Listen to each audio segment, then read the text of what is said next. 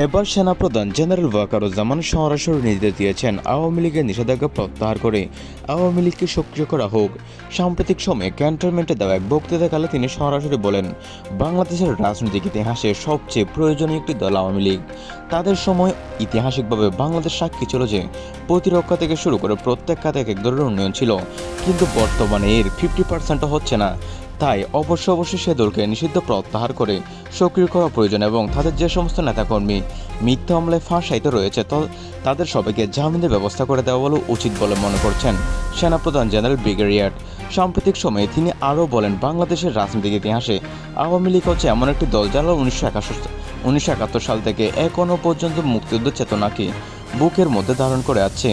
তারা কখনো বাংলাদেশ মুক্তিযুদ্ধের সাথে বেমানি করেনি। অন্যান্য যে দলগুলো বাংলাদেশের মুক্তিযুদ্ধ নিয়ে রাজনীতি করেছে সেই দল তা করেনি।